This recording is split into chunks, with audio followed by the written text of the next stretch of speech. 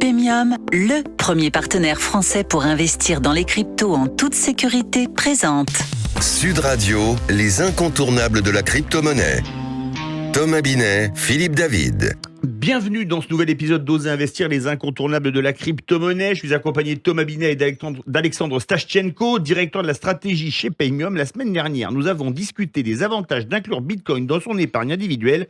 Aujourd'hui, nous allons voir si les grands gestionnaires d'actifs institutionnels s'intéressent aussi à Bitcoin. Bonjour Philippe, bonjour Alexandre. Alors Alexandre, après avoir vu l'intérêt pour les particuliers, est-ce que les grands acteurs financiers s'intéressent à Bitcoin ? Bonjour Thomas, oui, la réponse est oui, mais ça n'a pas été un long fleuve tranquille. Bitcoin, à ses débuts, était perçu comme un actif marginal et trop risqué pour les institutions financières traditionnelles. Et puis, un des objectifs de Bitcoin, c'était quand même de se passer d'intermédiaires financiers. Alors, ces derniers l'ont quand même vu successivement comme un jouet inutile et puis surtout comme une menace.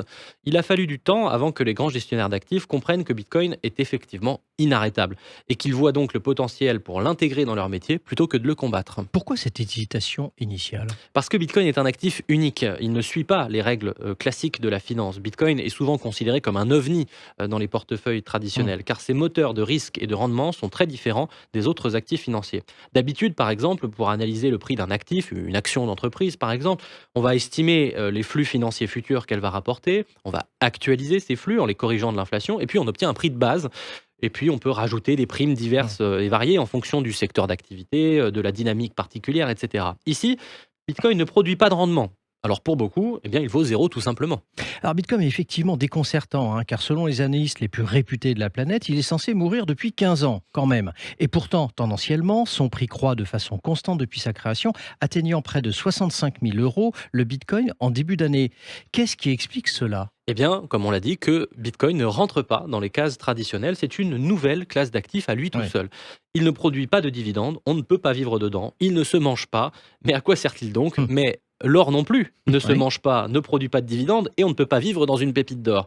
Et pourtant, ça fait plus de 2000 ans que l'humanité valorise le métal jaune pour sa capacité à préserver sa rareté dans le temps et à rendre un service à la société, servir de monnaie fiable. Bitcoin s'inscrit plutôt dans cet esprit-là. Mais pour cela, il faut croire que Bitcoin est capable de remplir cette fonction, évidemment. Et qu'est-ce qui permet d'y croire quand même ? Il y a bien sûr ses caractéristiques uniques. C'est un actif décentralisé, rare, indépendant des États, avec une offre fixe de 21 millions de bitcoins. Mais il faut ensuite passer tout cela à l'épreuve du réel. Bitcoin est-il réellement décentralisé, réellement rare, réellement incensurable ? Eh bien, seul le temps permet de se faire une idée. Et 15 ans, Alexandre, est-ce suffisant ? On ne pourra jamais dire si c'est suffisant, mais année après année, Bitcoin résiste à l'épreuve du temps, résiste aux attaques, résiste aux interdictions. Galilée aurait dit « et pourtant il tourne ». Alors, même les analystes et investisseurs réputés ne peuvent plus détourner les yeux de ce qui a été l'actif le plus performant des 15 dernières années. Et 2024 a représenté un tournant majeur. Alors depuis le début de l'année, en effet, le régulateur américain a autorisé la mise sur le marché de produits indiciels, les ETF, qui répliquent la performance de Bitcoin et s'insèrent facilement dans un portefeuille traditionnel. Tout à fait. Et avec ce feu vert du régulateur, les plus grands gestionnaires d'actifs de la planète se sont tout simplement rués dessus. BlackRock en premier lieu, le plus grand gestionnaire d'actifs de la planète.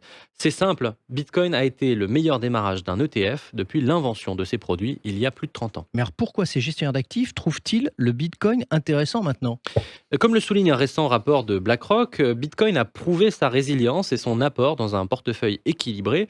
Au-delà de ses performances exceptionnelles, en particulier sa faible corrélation avec les autres classes d'actifs, en fait un excellent outil de diversification. Donc on peut dire que Bitcoin est en train de devenir un actif incontournable pour les gestionnaires d'actifs ? Tout à fait, et à partir de cette année, il devient plus risqué de ne pas avoir de Bitcoin que d'en avoir.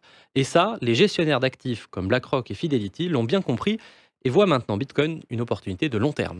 Merci Alexandre pour cette analyse. Bitcoin s'impose donc de plus en plus dans les portefeuilles des grands acteurs de la finance.